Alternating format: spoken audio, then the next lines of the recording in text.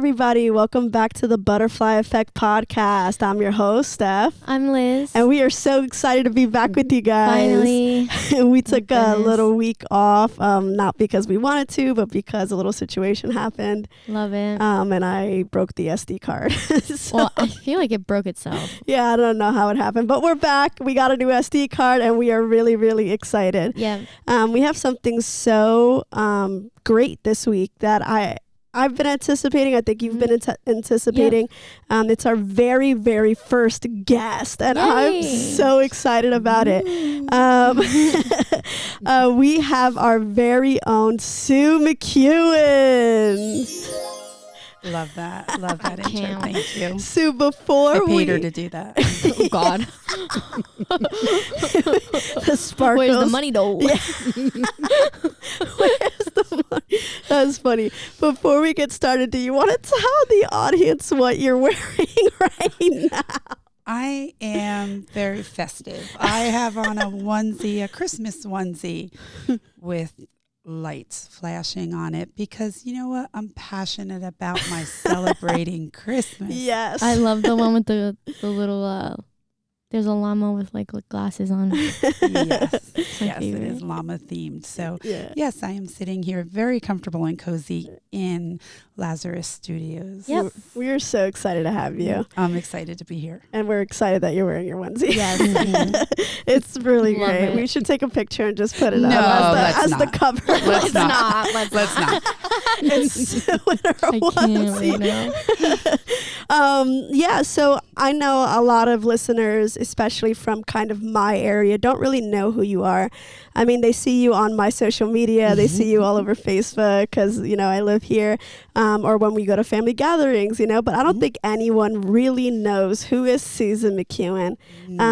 So before we jump into the topic, which is a really, really great topic, would you mind telling them about this amazing, loving person that I know you are, just a little bit about yourself? That's very sweet. Well, I am married to Joe Mckeon. I have Shout, Joe. Who's that? I have three beautiful children, my middle one being right here, Liz, with me.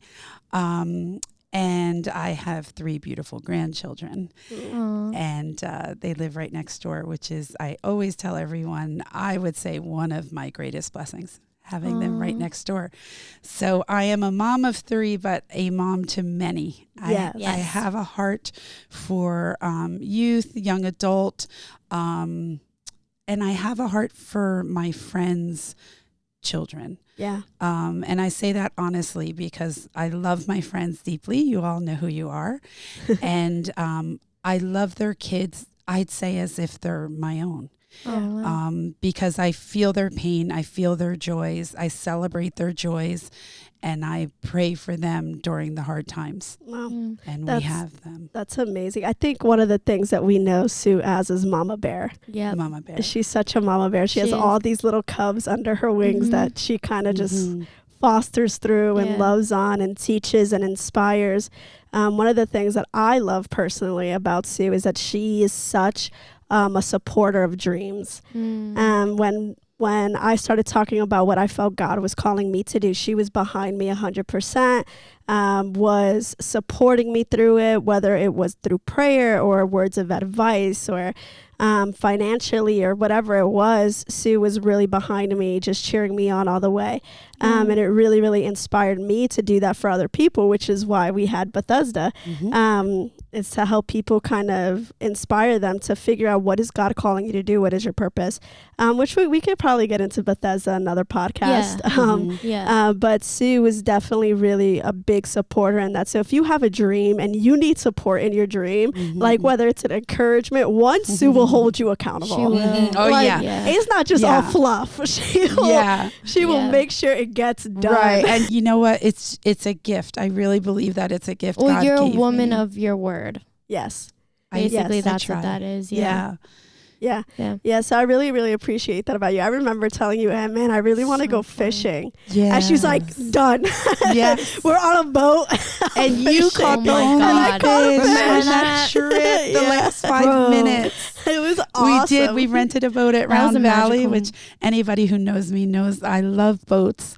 I love being on the water. Nothing fancy, but I love like a little pontoon boat. And we did. We rented it as a family, and Steph caught the only fish, and it was a fantastic day. Yeah, it was amazing. I had so much fun. So that's Sue. We really, really love Sue. And that's why I'm so honored to have her as our first guest. So thank you so much for being here. It's really an honor. One of the things that we always say on this podcast is that we love transparency and vulnerability. And this topic is a very transparent and vulnerable topic. One of the conversations that me and Sue have had many times is the lack of transparency and vulnerability in my generation, and how it's something that is so needed. And how we've even seen it, a lack of it actually in the church, and how it really affects relationships. It really affects how you move forward as an individual, how you develop as an individual. So that's one of the harder lessons that I've learned. And I remember me and Sue talk all the time about this topic. We talk about a lot of stuff, but this is one that's really like been pressed on my heart. So I'm so honored to introduce this beautiful topic of restoration and what God did in her relationship with her children, specifically with Liz. So it's really, really exciting to kind of dive into that just a little bit more. So Liz, do you want to kind of kick us off? Sure, I guess. Obviously, you say this a lot, that you have 3 children, but 3 very different children. So I know how our relationship was and our journey with that. Obviously with Josh, I've seen it. But what was like your relationship with Sam, like comparing? Because I know you two are very similar, if not literally the same person. So what is like the difference between her and I that you, like your relationship? What's the difference between night and day? I know, literally. So, so I have 3 children. Samantha was my first, and Sammy, just bubbly personality, kind of happy-go-lucky, a lot like me in personality, even at a young age, but just easy to parent. I had Sammy for 6.5 years. I had her alone before you came along, and thoroughly enjoyed her. And we anticipated you. You shared a little bit about that in your story, but God finally gave us you, and you came and you rocked my world. I thought that I was the greatest parent with Samantha, and then you came along and you were tough. And I cried a lot. It was just very different for me. And that was from early on. And then as you got older, it just got more and more evident that I do not know how to parent this kid. So therefore, I'm just going to try to mold her to be like Samantha. Because that I know how to parent. Sure. And hence came the problems. Hence came the, I hate to use the word issues, but issues. And I always say, if I would have known then what I know now, I would have parented you very, very differently. What do you think made me like tough? What was it? Well, I think it's a beautiful thing, because I think if it is steered in the right direction. Right. I mean, you're a beautiful, strong, wise young woman. So I think it's a beautiful quality, but can be challenging when you're younger. And I will say I take full responsibility for compounding the issue, because I didn't know how to parent you. So I almost did like the complete opposite of what your personality needed. And I didn't realize until, I would say you were maybe about, what would you say? 15? Yeah, 15. Wow, we're right on. 15, when I finally started listening to you. But that's part of the problem, is you didn't know how to communicate it. Yeah. Sure. Communicating my emotions was really hard. It still is a little tough, right. So it wasn't always one-sided. It wasn't just like she didn't know how to parent. It was also you didn't know how to communicate. Right. Yes. Exactly. Yes, I would say that. And you've created a monster now because now I am hyper focused on communication. That's true. Right? Yeah. Steph's totally smiling from ear to ear because she knows just today I was like, let's talk about that. Yeah, but I'm really like thankful for that. Yeah, I think that's such a healthy balance, like learning to listen and learning to communicate, and children learning how to like talk it out with your parent. I think one of the greatest gifts that you can have as a parent, and one of the greatest gift a parent can have is their children. So learning to steward that relationship with listening and proper communication, I think, is key. Like, all it takes is let's talk about it. Mm-hmm. All it takes is let me hear you out. And parents, like, I think from a kid's perspective, most of the time we're afraid of offending the parent. Yeah. I would say. Yeah.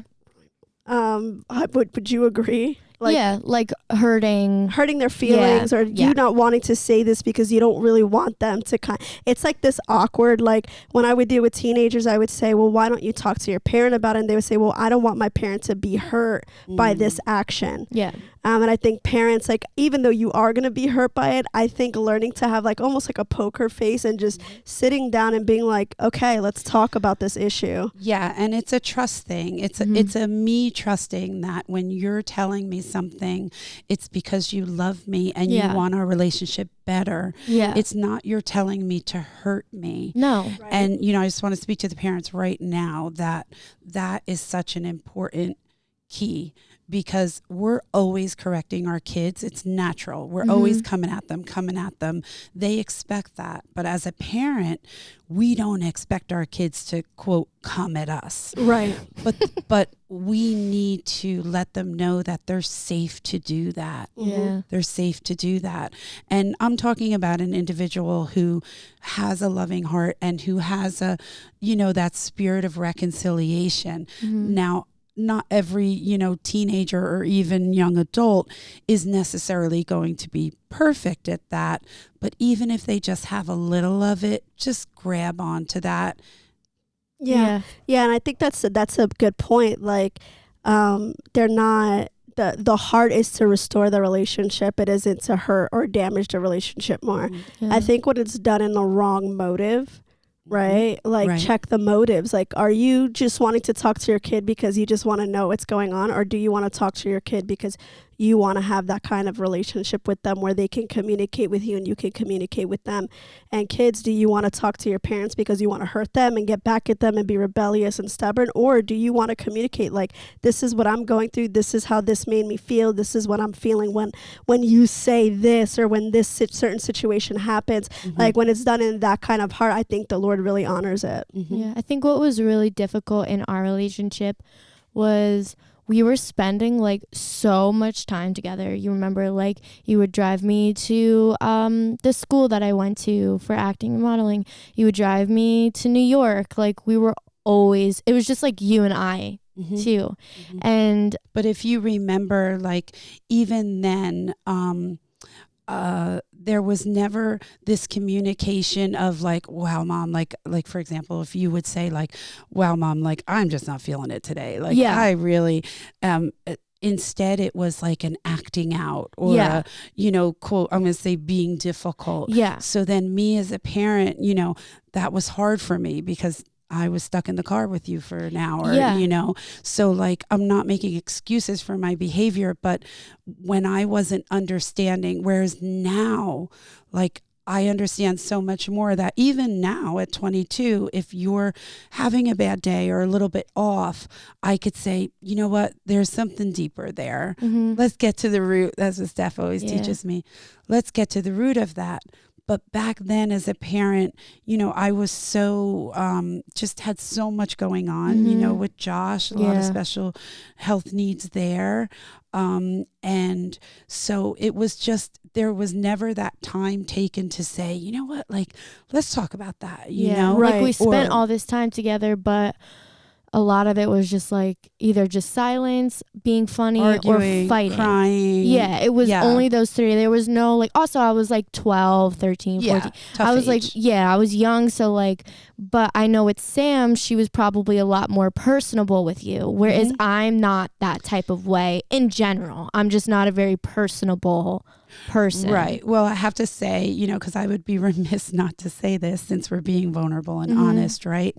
So when Sammy was 11 and 12 and 13 and 14, I was not very present in her life. I was completely immersed in you and Josh, taking care of Josh. Sammy, again, like her personality was a little bit more, she had a little bit more of a tougher edge. She was a little bit more independent. You know, she had lots of friends. She was out with them all the time. So like, I have to say, like, neglect is a strong word. I'm not going to say neglected her. But I wasn't as present with her. Yeah. And, you know, that's hard for me. There's some guilt there, but thank God, God's grace and mercy, Micah came into her life young and took beautiful care of her at a young age, and they were married young. But I just want to say that I didn't point. know that. Yeah, but with you, like, I wish there was that communication. I mean, I remember like getting ready for your shows or getting ready for your photo shoots. You know, you're talking about a lot of time, a lot of people involved in orchestrating all of that. And like when you weren't having it, you weren't having it. Yeah, I think what was difficult with that is that I never thought that I could say no. And I never thought that I could express like, I really don't want to do this. Because in that industry, you have no choice. Like, you have to take those photos. You have to go to the studio. You have to do the show. Like, that's just a part of the career. Like, you have to do it. And like, a lot of the opportunities that came up were like amazing opportunities. And I knew how much work everybody was putting into it. So it was like hard for me to be like, oh, I'm not feeling it right now. You know what I mean? But it's a good lesson that I learned. Like, you do things not because you're feeling like doing them, but because you love it or you like care about pushing your career forward. Right. And you were young. You were 12. Yeah. You weren't able to communicate that. And like I said, you know, I want to speak for the parents, to the parents here, is that it's very important for us to be aware of those reactions. Those reactions. It's not just that your kid's being a brat. Right. It's they're reacting in a way because they don't know how to vocalize. Something's making them feel uncomfortable and they don't have the words for it yet. Right. And your personality, you know, you're more of an inward personality. You're an artist, so you're very much in your head and whatnot. So anyone on the outside, I can't read your mind. No. So if you don't express it in a healthy way, then how do we get through it? But I will say, because this podcast is about restoration, I mean, we've come a long way in communicating and restoration, and I'm so thankful for that. Me and too. I just have to interject right here that, you know, I used to say for a long time that I always loved you, my daughter, but I did not like you for a long time. I didn't like myself either. You're okay. But Liz, I really like you. Oh my God, I like you. I like you a lot. I like you a lot. Well, I really like you guys too. Oh, Steph's here. Sorry. I really like you guys. Hi, Steph. You guys are great. This is great. She's such a third party. This is amazing. Normally, I'm the third party, but she's the third party. I'm having a grand old time just watching it. So well, this I think is great. a lot of it also has to do with like Steph really helped me process certain things. You know, some people, like, sometimes a parent can't help with certain things, and sometimes a friend can, or a boyfriend, or you know, like, I don't know, a pastor, stuff like that. It all just depends. So I think what I needed was just like a good friend. Oh, absolutely. And I'm very grateful. For the record on this podcast, Steph, I'm so grateful to you, because I always tell everyone she's such a fantastic counselor, and I know that you were there for Liz. I see the results. It's evident. Yeah. You know, there's been times where, you know, we'll get in a little sticky conversation and she'll spend 10 minutes talking to Steph and the whole situation is better. And that's because of you, Steph, helping her through it, helping her see it. You know, she'll come upstairs and apologize. And of course, that's coming from you and that's credit to you.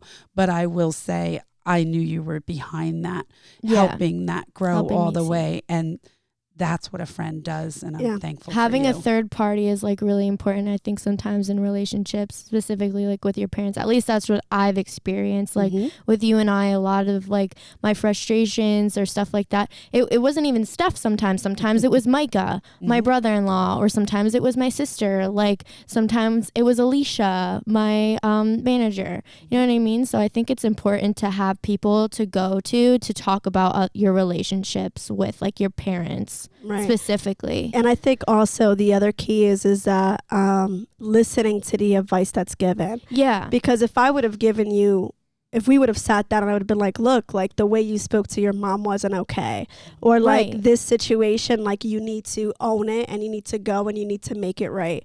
Like if there was no listening there, then you wouldn't have made the progress. I think you genuinely wanted to learn how to communicate better and you really cared about your relationship with your mom. Yes, because ultimately she's the one who had to come upstairs and face me and apologize.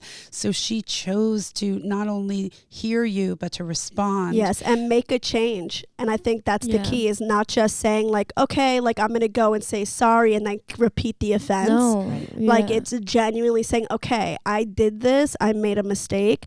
I'm going to go apologize. Now, how do I fix it? Yes. And learning the steps and not doing it again, like learning from it, you know? And speaking of that, like how many times, I know I'm guilty of this. I don't know if you feel this way, but like very often a situation will arise and I'll be like, oh, how is she going to handle this? Yeah. Because I know how she used to handle it in the past. A little bit PTSD. And you know, God has to heal me of that. But also like, I feel that you're starting to, wow, like you don't want to say prove yourself. That's so harsh, but like you're starting to, you do sort of have to almost gain that person's trust again, right? Yeah. I'm trying to think when like we started to have that like mend our relationship. I think it was when Stephanie came into our life. I think so too. Because you moved in here with our family 2 years ago. I think it was then. Yeah, I agree. I don't think that we would have this communication if it was not for your friendship. No, I never. Yeah. No, definitely not. Definitely not. Yeah. And I wanted to touch on one thing too. When we were talking about the communicating, Steph, how many times would I be like, if Liz would say something that upset me or did something that upset me, I would go to Steph and like sort of like, blah, blah, blah, you know what I mean? Yeah. Like vent on you, almost expecting Steph to then talk to Liz about it. And I had to learn, and I'll never forget this. This was just 6 months ago. We had an issue, and Liz called me on the phone and she was like, Mom, let's talk about this. You were at work. And I was like, no, I don't want to talk about it. Almost because in fear of like, I know what's going to happen. Yeah. I know you're going to get upset and then I'm going to get it. So I'll just avoid it, which is not like me. No. But that's just where I was at. Right. Yeah. And you said something to me that I'll never forget. You go, Mom, you can trust me. Yeah. You can trust that I'm going to react properly. Yeah. And that was a beautiful thing. Yeah. Mm-hmm. Yeah, I think which is why I love that we're sharing the story, is that I've seen God restore something. I remember we would sit in Clinton in the parking lot and you would just cry and be like, I don't know how to communicate these things.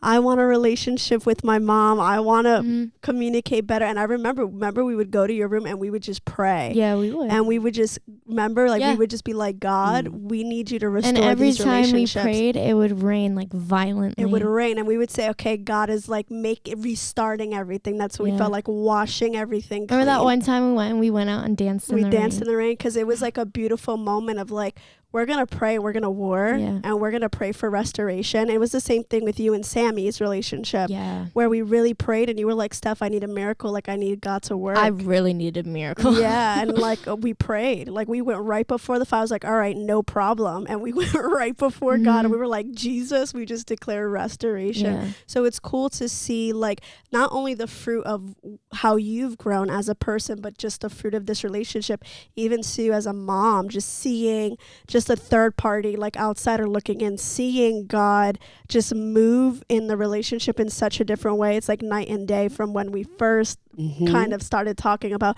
okay, let's try to make this a little bit better, to where we are now.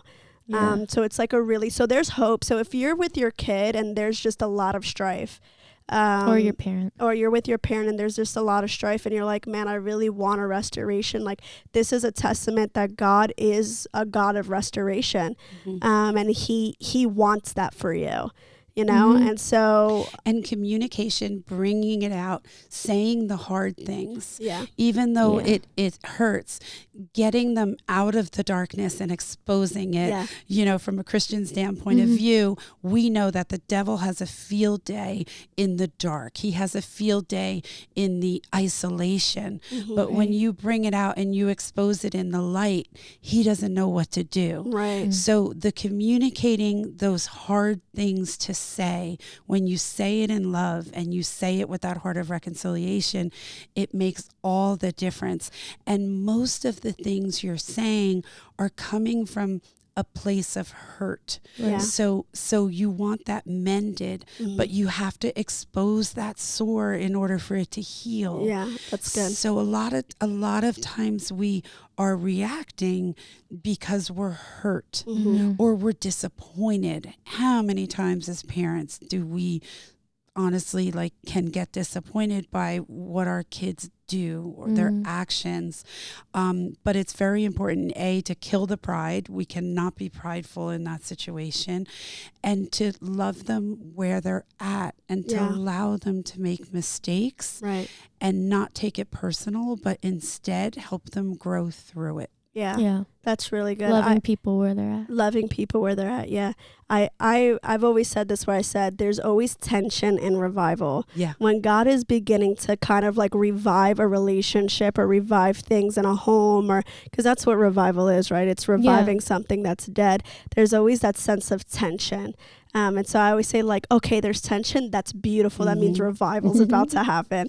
And everyone's like, well, that doesn't feel beautiful. Right. Like, everyone gets so upset when I say it. But I'm like, no, like, God is whatever we say, right? God brings it up and out, right? He brings it up so it can come out, so that there Steph can be so many sayings. She has good sayings. She needs to write a whole celebrate book. That, Steph. That's one of Steph's favorite too. And I love that. And you'll hear our family say that now, because we've adopted that from Steph. Celebrate the good things. Celebrate the beautiful moments. Right. Don't feel like stupid to do that. Yeah. How about that one time? Oh my God. It was just a couple days ago. Steph, you came upstairs and you were like, I just want to celebrate each one of you. And Liz is like, that makes me feel awkward. I'm like, oh, I love that. Yeah. Josh is like, what? And Joe's like, what'd I do?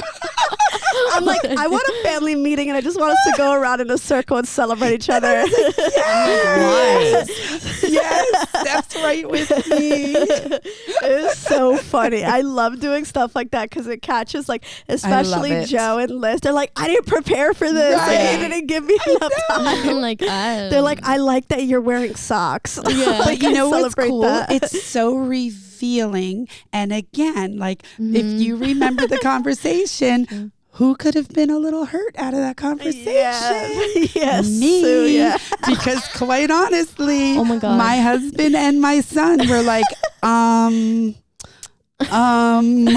I'm like, you can't think of anything to celebrate me. Josh is like, I celebrate that you're my mom. Oh my God. I was like, ooh. Wait, he said that? Yes, I remember. Yeah. He's like, congrats. But do you know what? Like, I can take that two ways. I can choose to get offended and hurt. Sure. Or I could choose to say, I need to work on that. I need to give them something to celebrate me about. Yeah. And they also need to work on celebrating people. I don't think Josh has ever. Me and Josh, we're in the kind of the mud of our relationship right now because I just smack him up.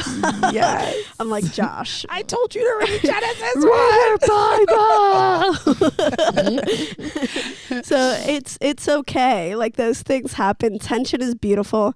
Restoration is beautiful. Yeah. And this is beautiful. You mentioned something earlier that I thought was great. I was wondering if you could kind of just talk about a little bit more about loving people kind of where they're at. Yeah. Right. So if you think about it, it's much easier to love people where they're at when those people are farthest from you.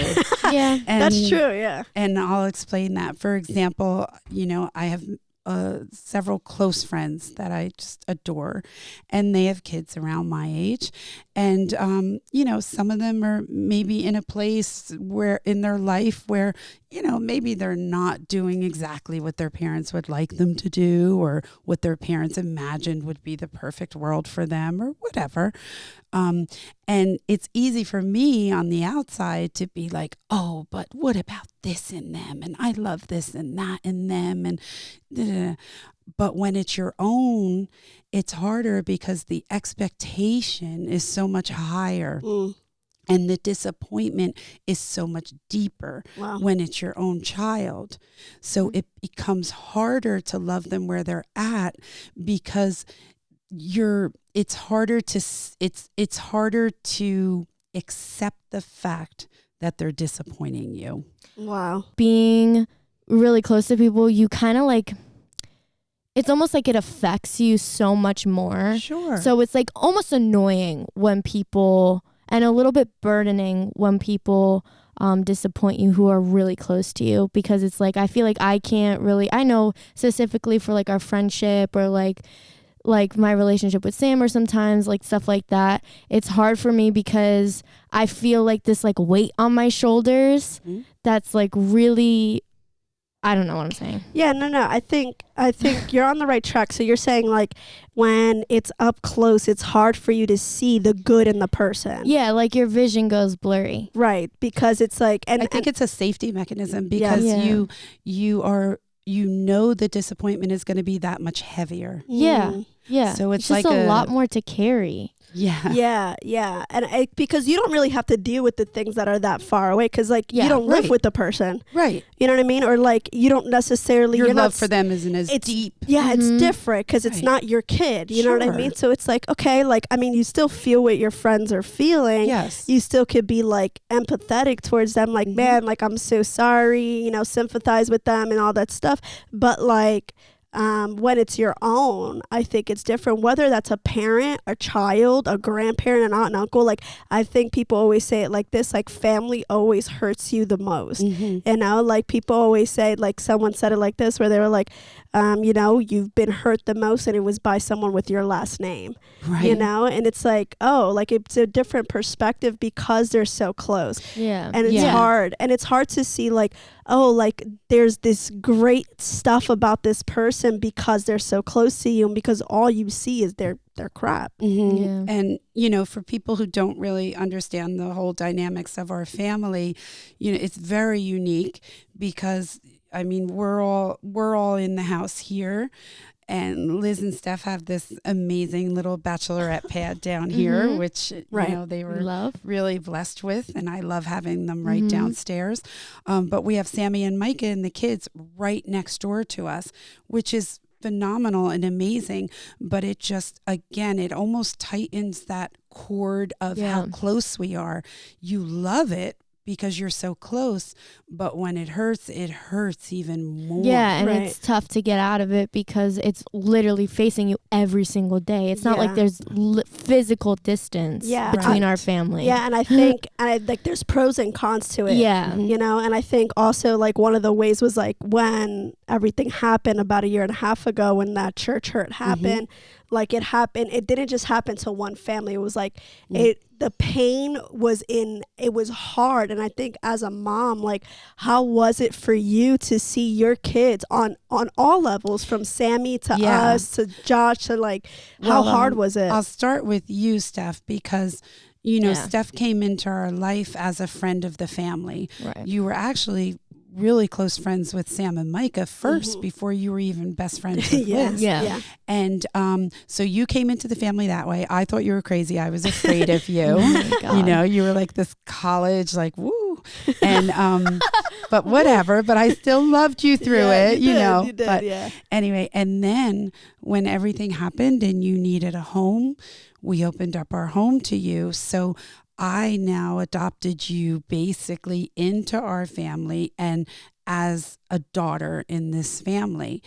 And so that was a time when you were going through a tremendous amount of hurt.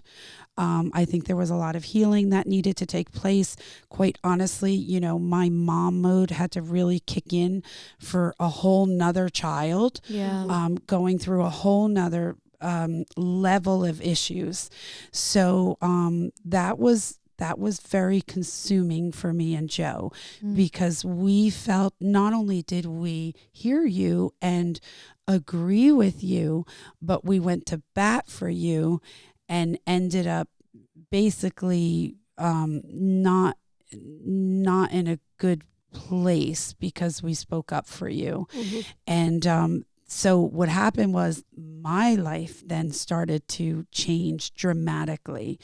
And that was tough. I never resented you for it. Like I never felt like, oh, great, you know, never. Because I'm the type of person, and my husband is this way too, but I'm not going to speak for him. You'll have him on another time. But so I'm just speaking for myself, but my husband feels this way too, is that if I believe in someone and I believe in what they're saying and they've been hurt, I'm going to speak up for them. That's just the type of person I am. I felt a responsibility. So, and then of course, Liz, you know, same thing, not as deep as you, which you did share once before. And then of course, Sam and Micah. So. Yeah, that was hard. Yeah, so it was like we're close. So what affects one affects everyone. Yes. And I think also like as children, we don't see how much our pain is our parents' pain, if not worse. Right. How what we go through, our parents also go through, and our siblings, because Josh felt it too. Sam and Micah felt it, like whether it was for me, because I remember when it all happened, the first people I talked to were Sam and Micah. They were the first people. I called them up and I'm like, this was the conversation. I need to meet with you. And they picked me up. And I remember it being so hard to kind of just be like, this is what I'm going through. And I saw Sam and Micah, how it affected them as my brother and sister, you know, like this feeling of like, oh, like our sister is hurting. And then Liz went through her own situation, and then so add both siblings, and then I stepped back from ministry. Liz stopped singing. Sam and Micah are going through whatever, and Josh is sitting here like, what in the world? And then, not to mention, we don't even know what Sue and Joe are feeling. Right. Like they're probably they were feeling 10 times worse, because not only did their meeting go south, but like, so they're dealing with the pain of their kids are being attacked. Their kids are being hurt. It's just a snowball of issues. So we're trying to work through it, how we were affected, but at the same time, we're trying to protect or at least be there for you guys. I mean, I remember Josh, you know, who doesn't really say much. I mean,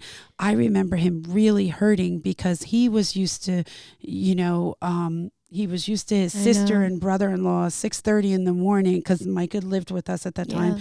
You know, 6:30 in the morning, we hear them coming down the stairs in the garage, packing up the car, you know, to go set up for worship. So like that was ingrained in him.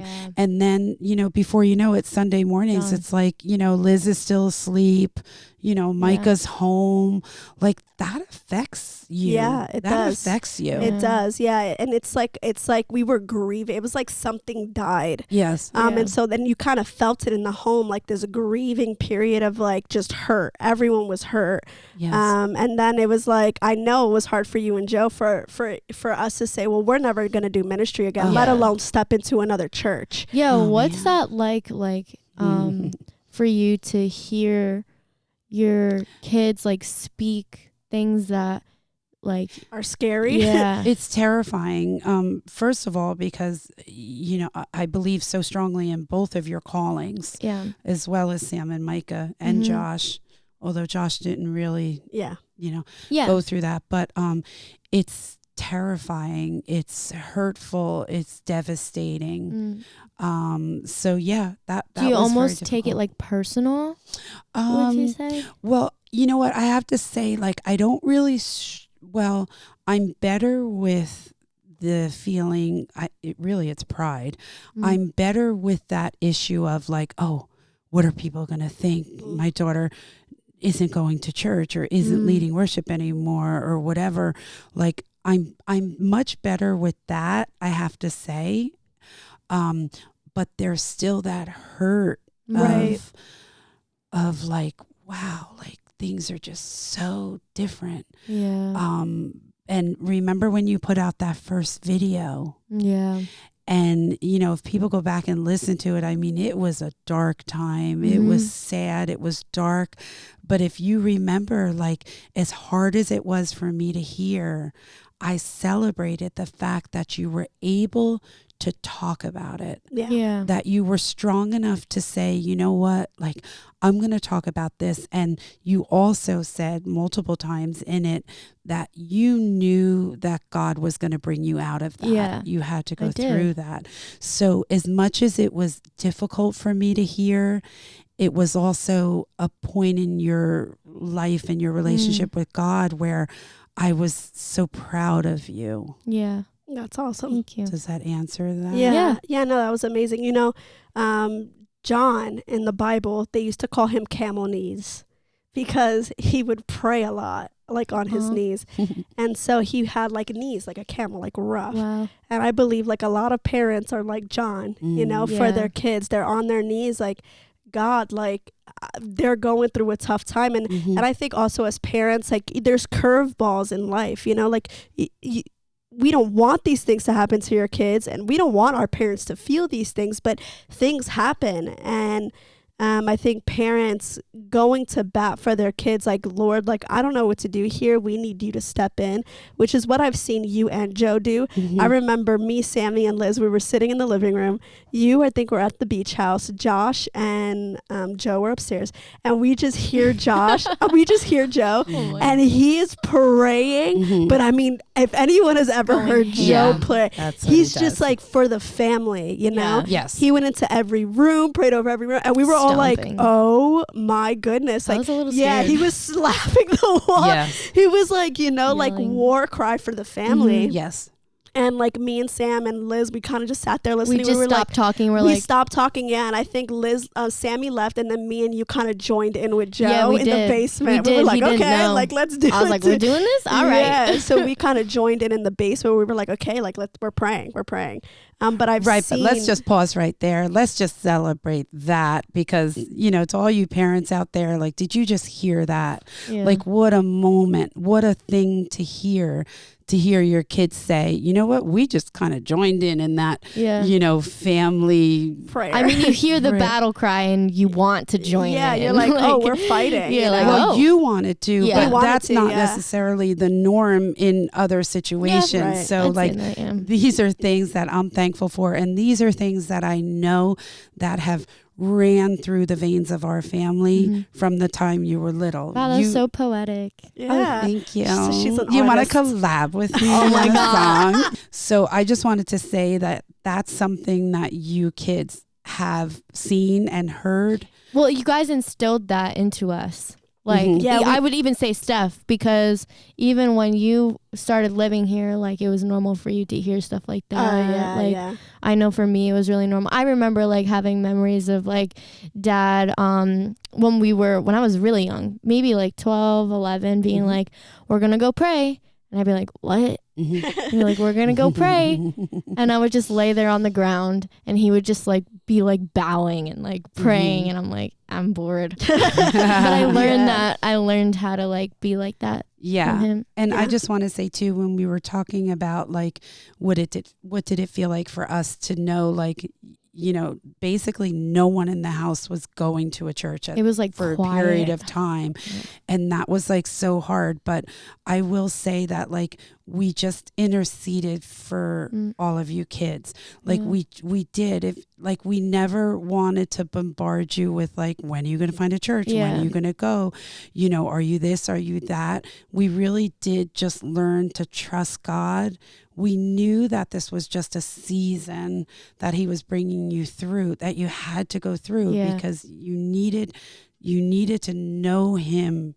I'm going to speak mostly for Liz because Steph's a little bit of a different situation, but like you needed to know him for yourself. Yeah. You needed to know him as that Yeah, father. and I think like definitely you specifically have learned like when to just let me figure it out and when to come to me and be like, hello, like nudge me a little bit. Like I know, for example, like with my music, like you are like you always come in and talk to me when I'm like having a really hard time and you don't even know it. It's almost like I guess you just have this like intuition. Mother, and you just always sit down with me and you're like, no, you need to do this. I'm like, you're right. And then like stuff like, no, you need to do shows, like you need to do that. And I wasn't even thinking, but I think that's something you learned, like when to nudge me and when to like let me kind of figure it out on my own. Yeah, I would agree with that. And even when you were building the studio here, like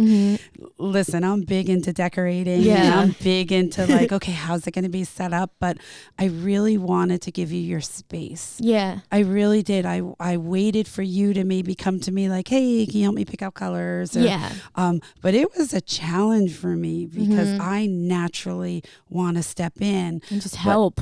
But I wanted to see you sort of fly, you know, so I knew I had to step back, and it was hard for me, but it is rewarding. And that one day when I talked to you about your music, I really like the point I was trying to get across is like, I let you vent. And then I was just, you know, to be a parent of a young woman who is like, sometimes like so serious, like, and what did I say to you? I was just like, Liz, just for once in your life, let yourself have fun. Yeah. You are your biggest enemy. Like, and what did I say to you that day? That had to be your mantra for every day. You're your biggest fan. You have to be your biggest fan. I said to you, I want you to say this. I love myself. I'm my biggest fan. I was like, no. Yeah, it was tough for you. But you're learning, because that's so important, because I can be your biggest fan, but you first have to be your biggest fan. And if I could teach you anything, it's that. Yeah. I think one of the things that I've learned through Sue and Joe is that love knows how far to push without crushing you. Yeah. And it's this beautiful lesson of like, you don't have to, as parents, you naturally want to kind of come under your kid and kind of be like, this is how you do it this way. And I think me and you kind of talked about that, where our generation is like, no, we'll do it our own way. Like, we don't want to, you know, the parents have paved the path, whether it's good or not. Like, we can argue that a little bit, you know, comment below, but like, people who have come before have paved a path, whether it was Billy Graham or Reinhard Bonnke. Like, I'm naming greats, but people have paved the path for us. Our parents in some way have paved the path for us, but as children or as millennials or as young adults, I'm going to speak for the young adults, it's like, no, like, that worked for you. I'm going to go do my own path. So as parents, it's like, oh, like, you're making it so much harder for yourself. Right. And you need to remember that, like, I mean, you were a part of me for 9 months. I know you better than anyone on this planet. Wow, that's beautiful. I really believe that. What an image. Especially like if I'm walking with the Lord, I believe that it's like a supernatural thing, because let's face it, you know, you can have a mom who is maybe, you know, if I made that same statement to someone who grew up with a parent who was maybe abusive or wasn't there for them, or who was absent completely, they can't relate with that. But I'm telling you, in our situation, I believe that it's a God-given gift that I honestly can say to you, I know you better than anyone. Yeah. No, I know. Yeah, it's beautiful. I just want to say one last thing. Like, go I ahead. now, like, looking back on everything, I appreciate how opposite we are because we equally, I think, sharpen each other and give each other something that you give me something that I don't have, and I give you something that you don't have. And I think that's the beauty in like being opposites. If you are like opposite than your parent or something like that, I think to see it with those eyes, to see like I can add something to them and they can add something to me, rather than being like, well, we just clash all the time and we don't see eye to eye. Like, to just take like your little things and apply it to me. I think that's what I started to do. Like, your confidence and your boldness and you're willing to speak up. Like, I was never really like that, but I learned that from you. And so I started to apply it. So I think that's the beauty of having like a parent that's opposite than you. That's a great way to see it. Because it really builds your character and adds something to like who you are. Yeah. And I had to learn, like, you hear people say, well, God created them that way. I've heard you say that, Steph, and that's totally true. But if I'm totally honest, there was a little part of me that was like, almost like, yeah, but it's still not like, I don't like it. I still don't like it. And I had to learn that, yes, God created you that way. You are more introverted. I'm an extreme extrovert, right? And that's okay because God made you that way. My friend just said this to me last week. Lisa, I love you. She just said this to me last week. I was like, like Liz, like she has so much to offer. She has so much to say. She's so wise. I always say that, right? And I really mean it, right? And I was just like, she has so much to offer, but like she's so quiet and she's afraid to sometimes say it. And Lisa goes, maybe she's not meant to say it. Like, maybe just because you are wise and you do have so much to offer and a lot to say, doesn't mean you always have to like be always giving that. Yeah. Doesn't mean that. Maybe, Sue, you just need to celebrate the fact that she has that, but it doesn't matter if the rest of the world hears it. And when Lisa said that to me, I was like, oh, I don't know if I like that. But then when I thought about it, I was like, okay, if I really believe that God created you the way you are, and if you're a healthy, together individual, like it's different if someone really has issues. Right. Let's just put that out there, right? But you're not that way.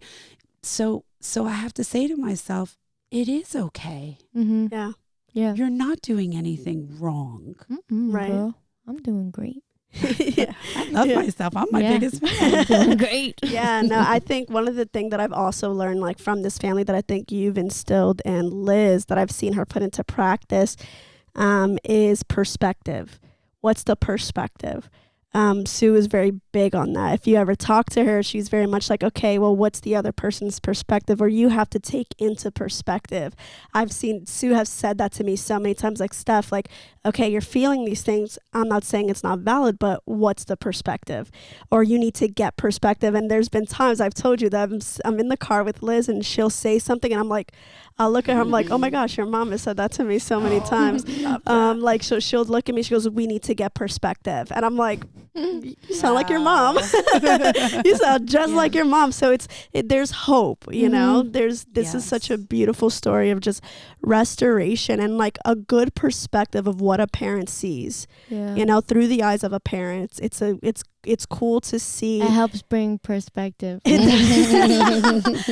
does, because I don't think we think about this as kids. Like, what is my mom and dad feeling? Like, I don't think that we go there. Now I do because my age, and I'm like I'm very. Well, you're very also different for your age, because I've met a lot of 22-year-olds that are not like where you're at. I just care a lot. Yeah.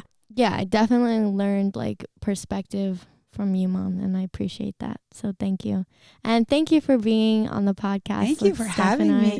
This was really special. Yeah, I really enjoy this. I love talking with you in general, but to be able to reach people, that's my heart. Yeah. So if you're listening to this, make sure you subscribe, like, comment down below. Make sure you follow our Instagrams. We will link all of that down below. And we hope you have a great week. Love you guys. See you next week. Bye-bye.